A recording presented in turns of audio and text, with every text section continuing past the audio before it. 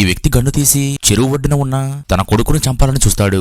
అదే సమయంలో ఆ అడవిలో నుండి ఒక గ్రహాంతర జీవి ఎగురుకుంటూ వచ్చి ఇతడి మెడను పట్టేసుకుంటుంది.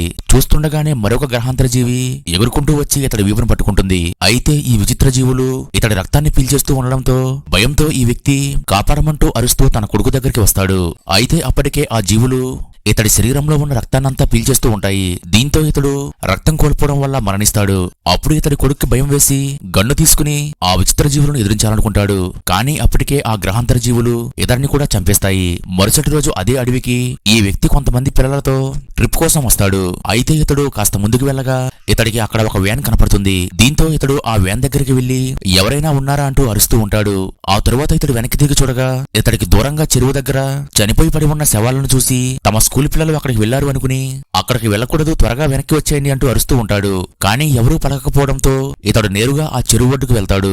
అయితే ఆ చెరువు ఒడ్డున ఇతడికి ఆ చనిపోయిన మృతదేహాలతో పాటుగా ఒక గన్ను కనపడుతుంది. దీంతో ఇక్కడ ఏదో జరిగిందని ఇతడికి అనుమానం వచ్చి టెన్షన్ పడుతూ సిగరెట్ నోట్లో పెట్టుకుని లైటర్ కోసం వెతకగా ఇతడి దగ్గర లైటర్ ఉండదు. అప్పుడు ఇతడు కిందకి వంగి రాళ్లను కొడుతూ నిప్పును అంటించాలనుకుంటాడు. అదే సమయంలో ఆ గ్రహాంతర జీవులు మళ్లీ ఒక్కసారిగా ఇతడి వీపును పట్టుకుని ఇతడి శరీరంలో ఉన్న రక్తాన్ని కూడా లాగేస్తూ ఉంటాయి. దీంతో ఇతడు బాధతో అరుస్తూ ఒక్కసారిగా చనిపోయి కుప్పకూలిపోతాడు. అదే సమయంలో ఆడుకుంటున్న ఈ పిల్లల దగ్గరికి ఒక వింత ఆకారం వస్తుంది. దీన్ని చూసి వీళ్ళు భయంతో పారిపోతూ ఉంటారు. అదేంటో తెలియాలంటే వీడియో లైక్ చేసి నెక్స్ట్ పార్ట్ అని కామెంట్ చేయండి.